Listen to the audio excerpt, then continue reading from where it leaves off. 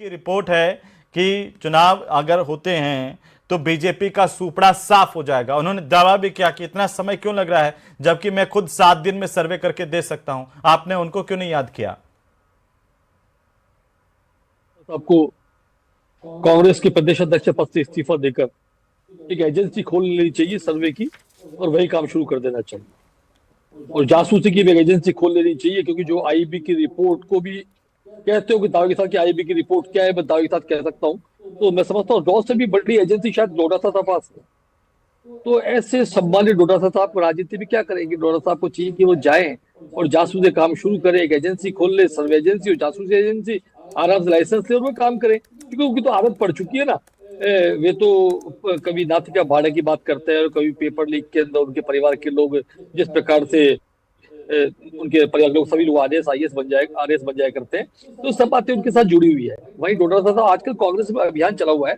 कौन अभियान क्या चला हुआ कि लीडरशिप को लेकर बड़ी चल रही कि कौन बयान वीर। अब जूली जी की माता जी का इस समय स्वर्गवास है, हो गया, जूली जी शोक संतप्त है, तो डोडा साहब को एक पिच मिल गया जिस पिच पर वो अकेले खेलते हैं, खुद ही बॉल डालते हैं, खुद ही बैटिंग करते हैं, खुद ही बोलते हैं।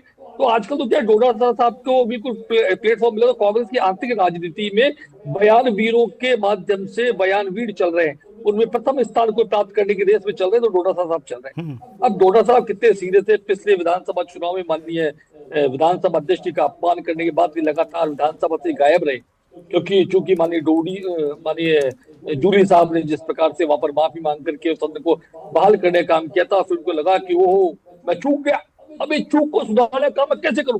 तो वहां विधानसभा में जिस प्रकार के अलग अलग बयानबाजी उन्होंने की, जनता के जुड़े मुद्दों को छोड़कर भी अपने मुद्दों पर लगे रहे, और उन मुद्दों को लेकर मैं समझता हूं कि जिस प्रकार का बयान वीरता का काम जी में अब वर्तमान में कोई नेता नहीं कर रहा।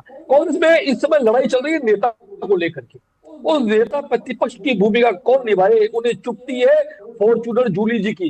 वे चाहते हैं फॉर्च्यूनर तो मेरे पास होनी चाहिए थी, मैं शायद ज्यादा काबिल था। अब एक काबिल का ग्राफ तो कांग्रेस के हाईकमान को तय करना है।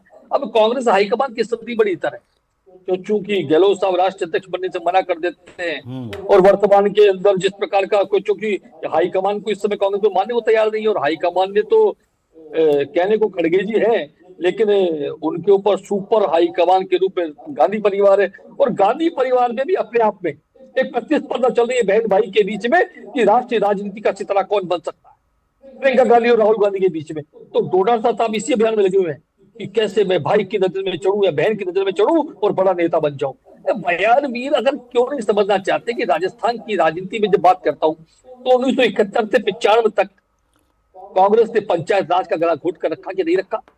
1995 तक कांग्रेस ने नगर निगम चुनाव को बंद करके रखा कि नहीं रखा? उनका गला घोटा कि नहीं घोटा? ये तो भारतीय जनता पार्टी की भैरव सिंह शेखावत जी की सरकारें बनी, उसके बाद में माननीय भंवरलाल जी शर्मा यूडीएच मंत्री बने, जिन्होंने पंचायत राज के द्वार खोले, नगर निगम नगर पालिकाओं के चुनाव के द्वार खोले, और आम आदमी को मौका मिलना शुरू हुआ। राजस्थान की राजनीति के अंदर 71 से लेकर 95 का एक बड़ा कालखंड बिना इन संस्थाओं के लोकतांत्रिक चुने गए रास्तों से निकला है, और 71 से लेकर 95 तक इस राजस्थान की धरती पर एकमात्र 2.5 वर्ष के शासन काल को जनता पार्टी को छोड़ दे तो मैं समझता हूँ कांग्रेस का सबसे लंबा शासन है। उस शासन काल में किस प्रकार से पंचायती राज का गला घोटा, इससे बड़ा कोई दूसरा उदाहरण देखने को मिलता? पंचायत राज का गला घोटने की बात करते हैं, लोकतंत्र का गला घोटने का महापाप भी कांग्रेस के लोगों ने किया। लोकतंत्र के अंदर लोकतंत्र में गला घोटने इमरजेंसी लगाने का काम कांग्रेस के लोगों ने किया, उसके लिए माफी नहीं मांगते, उसकी बात नहीं करते। आज ओबीसी आयोग की रिपोर्ट कुछ देरी से विलंब से है, उसमें सरकार का हाथ नहीं है। सरकार ने तो यहाँ तक कहा है कि हमने एमपी से एमओयू कर दिया है और वहां से हम इनकी ईवीएम मशीनें लेकर के आए। सरकार तो पूरी तरीके तैयार है चुनाव के लिए। ये तो जिसने या क्या सुप्रीम कोर्ट में या हाई कोर्ट में जो सरकार ने जो ओबीसी आयोग ने जो कहा है कहने जा रही है सरकार, और सरकार तो अक्षत अक्षत हाईकोर्ट के निर्देश में पालन करने को तत्पर है। जो चीज कानूनी प्रक्रिया के अंदर लामबद्ध है, आपने एसएलपी आपने कहा हमने एसएलपी लगाई, माने संयम लोढ़ा निश्चित रूप से सुप्रीम कोर्ट में भी कैविट लगाई, यहाँ भी एसएलपी लगा रखी है। निश्चित रूप से उस पर जो भी आदेश होगा उस आदेश में पालना सरकार करेगी। और ओबीसी आयोग को भी यदि हाईकोर्ट को निर्देश जारी करती है तो मुझे समझता सरकार की उसको आवश्यकता है। ओबीसी आयोग एक स्वतंत्र निकाय के रूप में अपना काम कर रहा है, उसको कहीं कहीं दिक्कत आ रही है। सरकार आपने मना कर दिया कि रिपोर्ट मत देना। अब ये डोडा साहब के बारे में क्या कहूँ, जिनको बयान वीर बनने की आदत पड़ जाए, मैंने कहा ना अभी कि उनको सब चीजें पता है, ये भविष्यवक्ता ही बन गए।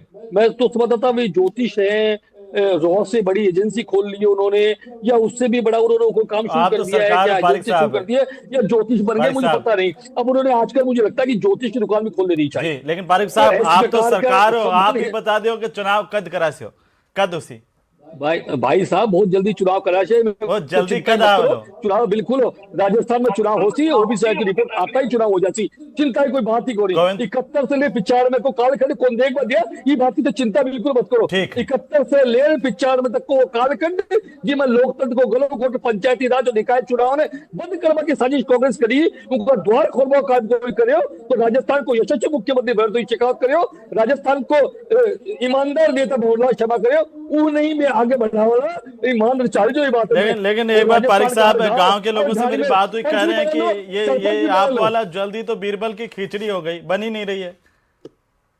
देखिए, अभी आपने सिर्फ बीबल खिचड़ी क्या कर, शायद मैं समझता हूँ पंचायत राज की बात को शायद छोटा कर दिया। देखिए, बीबल खिचड़ी नहीं है, ये एक नीतिगत निर्णय है।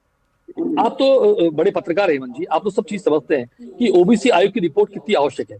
जिस प्रकार से ओबीसी आयोग गठन के बाद इस रिपोर्ट को आना और रिपोर्ट के आने के बाद क्या चुनाव यदि 3 महीने 2 महीने या 1 महीने देरी से हो जाए, वह ज्यादा महत्वपूर्ण हो सकता है, या जो वर्ग इससे वंचित रह जाए वह ज्यादा महत्वपूर्ण हो सकता है? वंचित वर्ग को आगे लाने का इसका भी काम तो कोई कोई करेगा रास्ता तो होगा, भारतीय जनता इस पार्टी ये सब ओबीसी हो रहा है, आयोग वाला रास्ता भी तो निकाले। कोई रास्ता देखिए होता होगा पारिक साहब। देखिए जी, मैं आता हूँ ओबीसी वापस से, आयोग आता हूँ सर, एक से। ओबीसी आयोग जी, अपनी रिपोर्ट देगा, रिपोर्ट के आधार पर इसमें फैसला हो पाएगा। मैं समझ ठीक सरकार है। का इसमें कोई दखल नहीं है, ओबीसी आयोग स्वतंत्र रूप से अपना काम गोविंद करे। पटेल जी, क्यों आपको लगता है कि